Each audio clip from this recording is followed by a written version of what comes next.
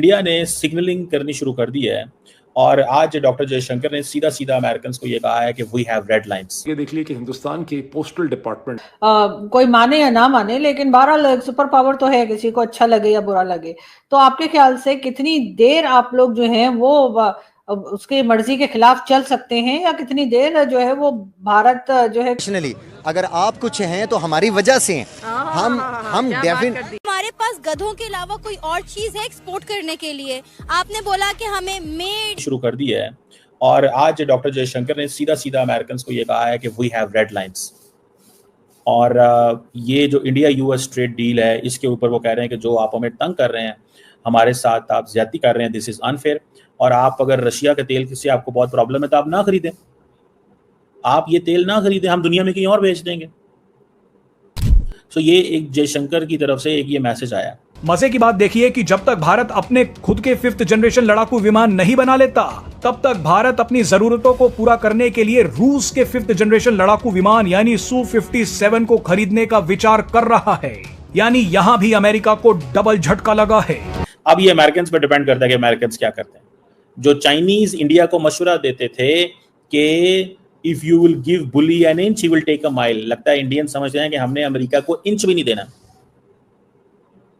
सो ये एक चीज है, वो कहते हैं ये चाइना के ऊपर ये कानून अप्लाई नहीं होता, ये इंडिया के ऊपर कानून आपके अप्लाई होते हैं, तो हम ये नहीं बर्दाश्त करने वाले।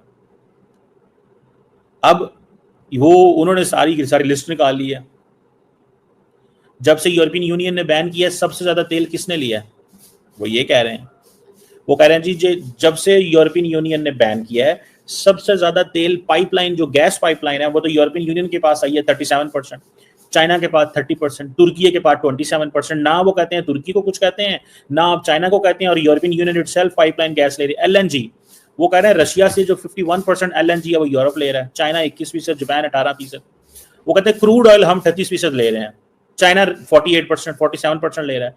हमारा आपको 37% क्रूड ऑयल चुभता है, लेकिन यूरोपियन यूनियन की जो गैस पाइपलाइन से जो गैस आ रही है 37% वो आपको नहीं चुभ रही। यूरोपियन यूनियन जो एलएनजी ले रही है 51% वो आपको नहीं चलती।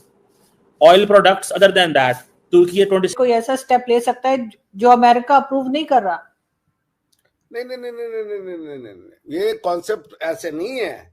देखिए पहली बात कि कितने देर तक ये ब्रिटिश एम्पायर से हमने लोहा लिया, वो तो अमेरिका उसके सामने बच्चा है।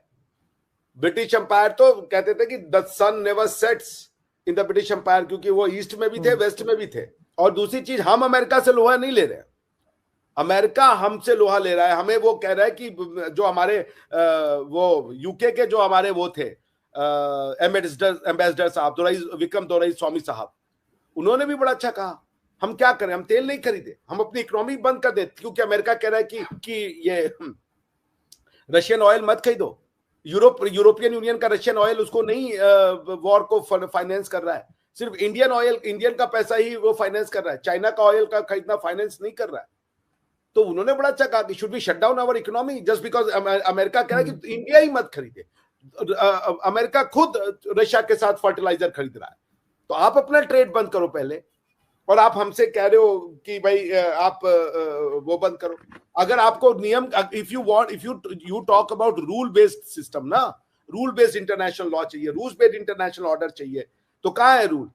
चाइना, आप पहली बात आप होते कौन हो सैंक्शन लगाने वाले? यूएन से बात करो आप। दूसरी चीज, चलिए आपने लगा दिया, तो चाइना को क्यों नहीं लगाया? चाइना आपके, चूंकि आपकी इकोनॉमी ज्यादा इंटीग्रेटेड है, ज्यादा डिपेंडेंट है चाइना के ऊपर, तो आप नहीं लगा सकते। अमेरिका इतना भी बड़ा पावरफुल नहीं है। क्या कर लिया वियतनाम में जाके अमेरिका ने? वियतनाम, अफगानिस्तान में क्या कर लिया?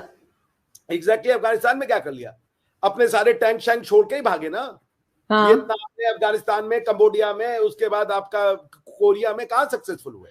और सर जिनको हटाने आए थे सर, उन्हीं को हुकूमत देख के चले गए। वही तो मैं कह रहा हूँ, छोटे से तालिबान, छोटे से अदना से आखिर सौंपना पड़ा ना उनको। वो कह रहे थे हम इस्लामिक लॉ लाएंगे, उन्होंने लगा दिया। गलत या सही उनका मैटर, हमसे लेना देना नहीं है उसका। तो क्या कर लिया अमेरिका ने? भाई ऐसे नहीं चलता। उन्होंने एक अनयूजुअल एनालॉजी इस्तेमाल की और उसमें उन्होंने ये कहा कि I am going to use a crude analogy to explain the situation. इस एलिफेंट एंड ड्रैगन की हम बात करते थे, वो रियलिटी में होता हुआ महसूस हो रहा है। Let's dance together elephant and dragon. हम बात करें, चाइना ने आज बैन हटा दिया है इंडिया की रेयर अर्थ मैटर के ऊपर। बहुत बड़ी खबर है, चाइना ने अनबैन कर दिया है रेयर अर्थ मैटर, इसके साथ साथ हैवी मशीनरी। ये वो मशीनरी है जो इंडिया के हाईवेज बनाने के लिए और इंडिया के अंदर मिनरल एक्सट्रैक्शन के लिए बहुत ज़्यादा ज़रूरी थी। चाइना बजाते खुद ये समझता था कि अगर हम इंडिया को मिनरल की सप्लाई देते रहेंगे, रेयर अर्थ मैटर इंडिया को सप्लाई करेंगे, तो ऐसा ना हो कि इंडिया भी मार्केट में हमारा बड़ा कंपटीटर बन जाए। मैं आपको बताती चलूं कि रेयर अर्थ मैटर आज की दुनिया की बहुत बड़ी इजाद बन चुके हैं। ईवी बैटरीज हो, डिफेंस हो, मिसाइल हो या फिर डेवलपमेंट से रिलेटेड हर छोटा बड़ा प्रोजेक्ट, जब से चाइना ने बैन किया था, इंडिया की इंडस्ट्री बहुत ज़्यादा प्रेशराइज हो रही थी। मेड इन इंडिया का ख्वाब जो है हमें टूटता हुआ, बिखरता हुआ महसूस हो रहा था। लेकिन जैसे ही चाइना के फॉरेन मिनिस्टर योंग यी वापस चाइना जाते हैं, इंडिया के लिए बड़ी खुशखबरी, तमाम रेयर अर्थ मैटर को अनबैन कर दिया है और ये प्रोडक्ट अब इंडिया में आएगी। हमारा सवाल ये है कि चाइना पाकिस्तान का बेहतरीन दोस्त है और हम इस दोस्ती की कस्में खाते नहीं देखते कि चाइना हमारा बेहतरीन दोस्त, ये शहद से मीठा है, समुंदर से गहरा और पहाड़ों से बुलंद है। लेकिन इंडिया और चाइना एक दूसरे को क्यों बैक करते हुए नजर आ रहे हैं? क्या ट्रंप को इस बात का नोबेल प्राइज दिया जाएगा कि उसने रशिया, चाइना और इंडिया को एज पे खड़ा कर दिया? तीन बड़ी पावर एक फोरम पर यूएस के खिलाफ लड़ती हुई नजर आ रही है। इस बैन के ऊपर बात करेंगे और इंडिया के लिए कितनी बड़ी खुशखबरी है कि रेयर अर्थ। नमस्कार दोस्तों, मैं हूं आपका दोस्त बलराना। दोस्तों, आपने वीडियो के अंदर स्टार्ट में देखा तो होगा कि पाकिस्तान मीडिया जिस तरह से बात कर रही है अपने विदेश मंत्री जयशंकर साहब की। जयशंकर साहब ने पहली बार भारत की ओर से किसी मंत्री या किसी नेता ने बयान दिया है कि अमेरिका को जो हमारी चीज़ खरीदनी है तो खरीदो वरना मत खरीदो, पर हम हमारे देश की पब्लिक और हमारे देश की जो खेडूत है उसके साथ नाइंसाफ़ी नहीं करेंगे, क्योंकि अमेरिका ज़बरदस्ती भारत के ऊपर उनकी विदेशी चीज़ को इंडिया के अंदर और इंडिया की मार्केट के अंदर बेचना चाहता है। पर मोदी जी बोल रहे हैं कि हमारे खेडूत और हमारे जो पशुपालक मित्र है उनके साथ हम ऐसे नहीं करेंगे। उसके बाद जयशंकर साहब ने जवाब दे दिया स्पष्ट, या तो हमारी चीज़ खरीदनी है तो खरीदो या तो मत खरीदो, पर हम किसी के सामने अभी चुप के काम नहीं करेंगे। ये पहले वाला भारत नहीं, अभी ये नया भारत है, ये सर्वश्रेष्ठ